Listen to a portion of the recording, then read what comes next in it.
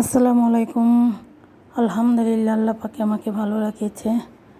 আল্লাহ আপনাদেরকেও ভালো রাখুক। আমি ঘরে টুকিটাকি কাজ করব আর একটু আপনাদের সাথে শেয়ার করব।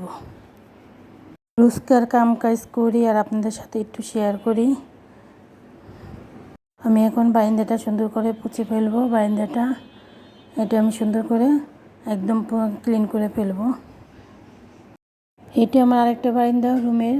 এটা আমি সুন্দর করে পুছে এখন অন্য কাজটি আমি করব। আস্তে আস্তে কাজটি করলে না কাজ ভালো হয় এবং সুন্দর হয়। আর এই জাম্বুরাটা না একজন আমাদের দিয়েছে। জাম্বুরাটা অনেক মিষ্টি ছিল আর ভালো ছিল।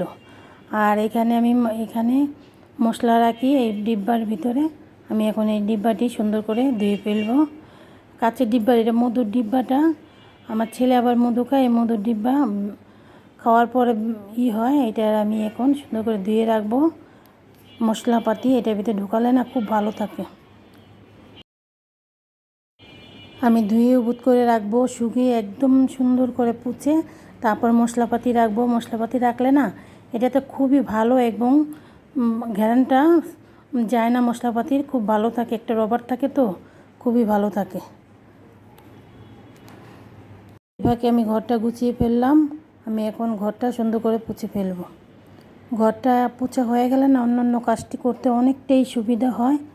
আর ঘরটা এখন আমি সুন্দর করে পুছে ফেলবো।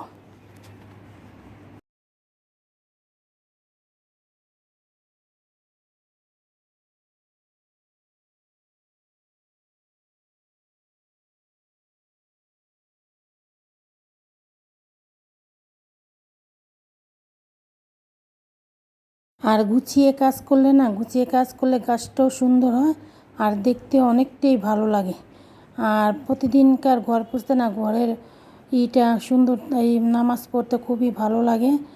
আর পরিষ্কার থাকতে না খুবই একটা নিজের কাছে অন্যরকম শান্তি পাওয়া যায়। আমি এখন ঘরটা সুন্দর করে পুছে ফেলবো, তারপর অন্য কাজটি করব। আমি এই ফাঁকে কটা কাপড় আমি ভিজিয়ে ফেলবো। কাপড় কটা ভিজানো হয়ে গেলে না ভিজিয়ে রাখলে ময়লাটা তাড়াতাড়ি কেটে যায়।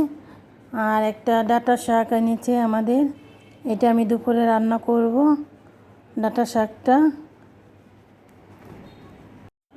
শাক পাতা খাওয়া না শরীরের জন্য অনেকটাই উপকার। আর শাক পাতা মাঝে মাঝে খেতে হয়। দুনিয়াটা না একটা সার্কেলের মতন টিকে থাকতে হয় সব কিছুই। শাকটা আমার হয়ে গেল। এখন আমি এই চানা ডালটা রান্না করব দুপুরের জন্য। চানা ডালটাও আমি সিদ্ধ করে ফেললাম। বেশি আবেগ না ভালো না, বেশি আবেগে অনেক কষ্ট দেয়। আবেগ যতটা কম থাকবে ততটাই ভালো। আর আবেগে না আবেগ জিনিসটাই অনেক যন্ত্রণা বহন, এটা সব থাকা ভালো না। আমি কাপড়টিও ধুয়ে ফেললাম। এখন আমি এই চানা ডালটা চড়িয়ে দিলাম। আজকে চানা ডাল রানবো দুপুরের জন্য, আমরা খাবো। সত্য কথা না, এখন দুনিয়াতে অনেক কষ্ট হয়ে গেছে। সত্য কথা মানুষের অর্জন করা খুবই কষ্ট হয়ে গেছে। তারপরও সত্য কথা বলতে হবে আমাদের। সত্য যতটুকু থাকা যায়। আর সত্য কখনো ডুবে না, সব সময় সত্যই থাকে। আমরা বুঝি না। এই মুরগিটাও আমার হয়ে গেল। মুরগিটা আমি দুপুরের জন্য রান্না করব।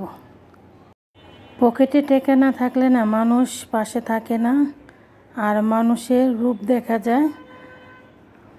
পকেটে টাকা থাকলে মানুষ চিনা বড় মুশকিল হয়ে যায়, আর মানুষ চিনতে সুবিধা হয়ে যায় কে ভালো কে মন্দ। তারপরও মা কখনো ছেলে মেয়ের টাকা দেখে না। মা সবসময় মনে প্রাণে সন্তানকে আগলিয়ে রাখে।